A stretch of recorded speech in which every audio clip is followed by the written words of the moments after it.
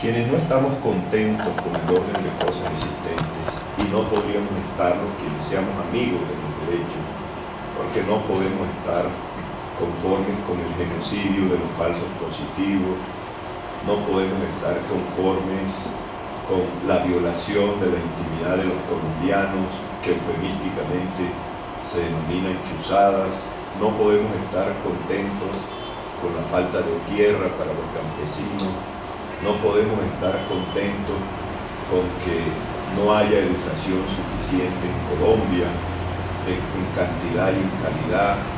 Quienes no estamos contentos con el tema de que la salud pública está abandonada y que haya colombianos que se mueran a las puertas de los hospitales por falta de un mejorado, por no tener recursos económicos para ser atendidos en su salud.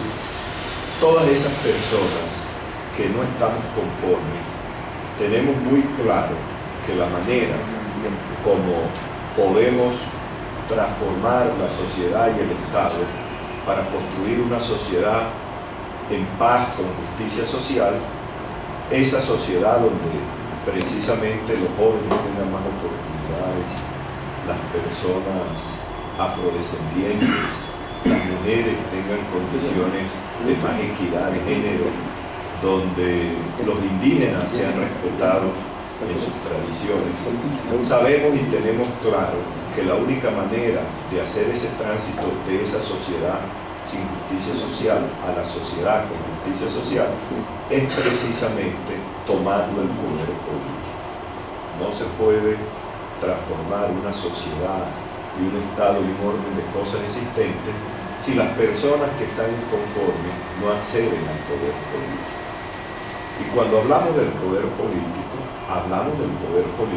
en todas sus dimensiones. Hablamos del Ejecutivo, hablamos del Legislativo, hablamos del Judicial, de todas las ramas del poder público, porque todas hay que renovarlas y democratizarlas. Y en esas circunstancias, lógicamente, debemos comenzar por algo. Y no hay duda que tenemos un instrumento de paz, lo recalcamos. ¿Por qué? Porque la gente siempre tilda a la derecha, a la gente democrática, de que la gente democrática solo quiere lograr el poder por la fuerza, y eso no es cierto. Nosotros estamos proponiendo un instrumento de paz y a través de él hacer una revolución pacífica. No le estamos diciendo a la gente que cojan las armas cuando las personas que están en las armas vuelven a la sociedad civil a tratar de modificar el orden de cosas existentes, sino que le estamos diciendo haga uso de un instrumento que está en la Constitución política y que además es un derecho fundamental de los colombianos. No le estamos diciendo a la gente que se va a construir una organización para que dentro de 3 generaciones la gente se beneficie del cambio y tenga más derechos. No, les estamos diciendo a la gente que ya, ahora mismo, podemos comenzar a dar el primer paso en esa dirección correcta de construir una sociedad y un Estado más justo y con justicia social, comenzando por barrer a las clases políticas de Colombia. En 2 días, el 9 de marzo y el 25 de mayo, los demócratas de Colombia, la gente que está inconforme, los indignados, las personas que ya no soportan más este orden de cosas existentes, pueden directamente hacer ese cambio barriendo a la clase política de Colombia. Y para eso necesitamos un voto de más. No necesitamos, como dicen ellos, la mitad más 1 de los votos, sino que es suficiente un voto de más. Lógicamente, entendemos que en este momento actual y en estas circunstancias, el voto en blanco es la opción que tiene más enemigos. Aparentemente Uribe y Santos son enemigos, pero Uribe y Santos coinciden en ser enemigos del voto en blanco. Aparentemente, compañeros que le han prestado y han sido útiles en ciertos momentos de las luchas democráticas, pero que también quieren perpetuarse en el poder, son enemigos del voto en blanco. Pero son enemigos del voto en blanco también los grupos económicos, porque ellos saben que este paso que estamos dando es un paso de gigantes, en la medida en que no solamente pedimos la renovación, la democracia política, sino que también pedimos la democracia económica. Y entonces quienes han concentrado el poder económico saben y desde ahora se han convertido en enemigos del voto en blanco. Pero son enemigos del voto en blanco también aquellos que han concentrado, gracias a su poder económico, el poder en los medios de comunicación. Y eso es lo que ha hecho que hayan adoptado una estrategia dual. La primera estrategia es la estrategia de ignorar el voto en blanco. Y cuando los hechos los han llevado a que han tenido que tomar en cuenta el voto en blanco, entonces tratan de manera solapada de desprestigiar el voto en blanco, bien en las consignas del voto en blanco, bien con aquellas personas que no han entendido suficientemente las dimensiones políticas, jurídicas, económicas de la revolución pacífica del voto en blanco. Y entonces tratan de presentar a aquellas personas que de buena fe están con el voto en blanco, pero que no han hecho el trabajo, como lo hemos hecho nosotros, de mirar todas las cosas que se dicen contra el voto en blanco para defender el voto en blanco. Y entonces o ignoran el voto en blanco o tratan de llevar a los medios de comunicación a aquellas personas que menos formación tienen, que son personas correctas y honestas, pero que caen en las trampas que les preparan para desprestigiar el voto en blanco. También son enemigos del voto en blanco, hay que decirlo claramente, personas que no deberían ser enemigas del voto en blanco. En un estado como el nuestro, que es un estado donde la soberanía reside en el pueblo y donde el pueblo tiene el máximo poder político, porque la soberanía es precisamente eso. En una sociedad no hay duda que hay varias personas que pueden tener poder político. Un gobernador, un alcalde, un diputado, un concejal, un presidente, pero en todos los casos no hay duda que el supremo detentador del poder político es el pueblo de Colombia por mandato del artículo 3 de la Constitución Política. De manera tal que todos los demás que usufructúan o ejercen el poder político deberían hacerlo a nombre del pueblo. Y eso es válido para el Ejecutivo. El alcalde de Bogotá, el gobernador de Cundinamarca, el alcalde de Valledupar, de cualquier región, deriva su poder no como en las monarquías, en él mismo, sino en la medida en que han sido investidos del poder precisamente por el pueblo colombiano. Ellos pueden ser funcionarios bien pagos, pero en última instancia no son más que mandaderos del pueblo de Colombia. Y esto es válido para el presidente y es válido para los senadores, para los representantes, pero también es válido para los órganos judiciales. Los jueces en Colombia no administran justicia en nombre propio, administran justicia en nombre del pueblo colombiano, que es quien detenta la soberanía. Y esa circunstancia debería ser que todos, el presidente, los congresistas, los gobernadores, los alcaldes, las cortes, la Corte Constitucional, el Consejo de Estado y los jueces ejercieran el poder en defensa de los derechos de ese pueblo que es quien los ha legitimado a ellos para que puedan ejercer el poder de dirimir conflictos. Y sin embargo, paradójicamente, se colocan al lado de la reacción y tratan de quitarle derechos al pueblo de Colombia. Y eso es lo que ha pasado en este escenario. El constituyente del año 2009, y eso hay que decirlo claramente, en el 2009 se quiso por primera vez en la Constitución de Colombia. No nos vamos a detener en la historia del voto en blanco, que ustedes conocen mejor que yo, Pero lo cierto es que por primera vez al voto en blanco se le dio valor en la Constitución, en la reforma constitucional del 2013. Y se dijo entonces que para que produjera efecto jurídico se necesitaba mayoría absoluta. ¿Qué quiere decir eso? Eso lo que quiere decir es la mitad más uno del total del voto válido.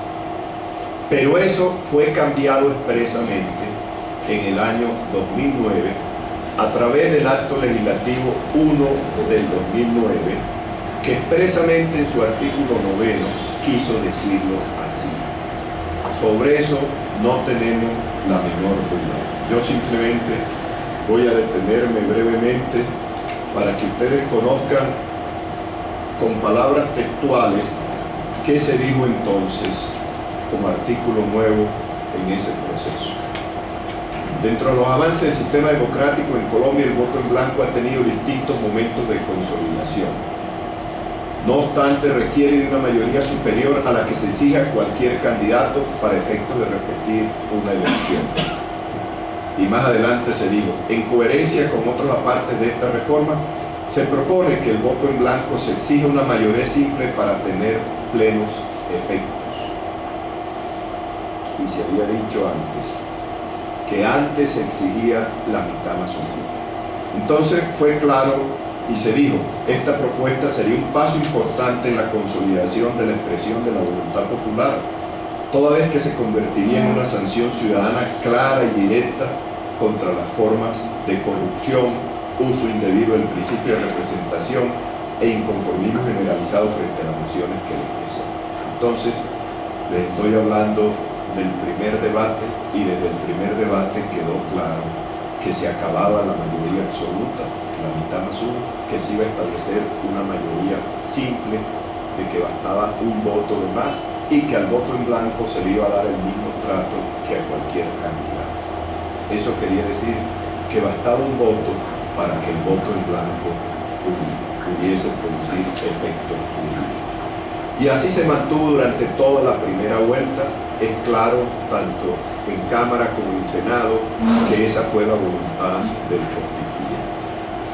En la segunda vuelta se mantuvo y se hizo una redacción que es la que mantenemos ahora, la que pasó, porque no fue tocada después en los otros debates de la segunda vuelta, sino que en la Cámara, en primer debate, se llegó al texto que estaba hoy. Y se dijo en ese momento, consideraciones al proyecto.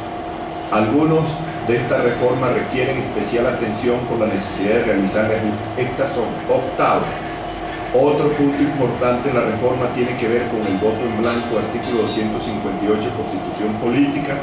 La obligatoriedad de repetir elecciones por una sola vez cuando éste obtiene mayoría absoluta es modificada por mayoría simple, lo que significa un gran avance para la democracia al convertirlo en una alternativa real para quienes no están convencidos con las propuestas de los candidatos para las diferentes corporaciones y quieren ejercer su derecho al voto.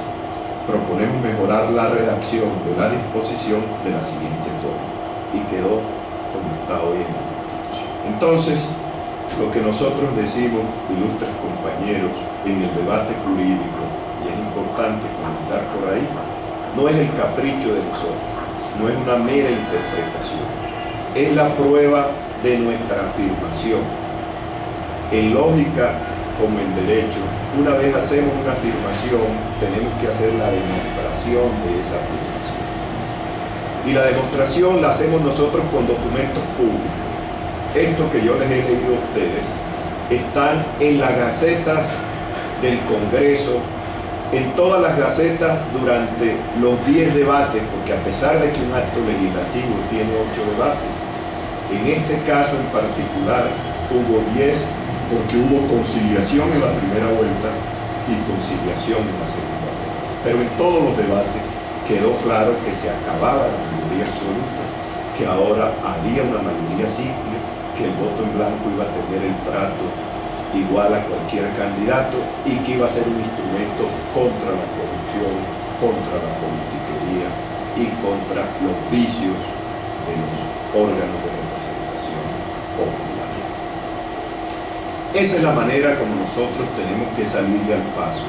a quienes sostienen la tesis distinta porque precisamente encubiertos con esa tesis jurídica, respaldada por la organización electoral, lógicamente nosotros sabemos a quién beneficia esa tesis.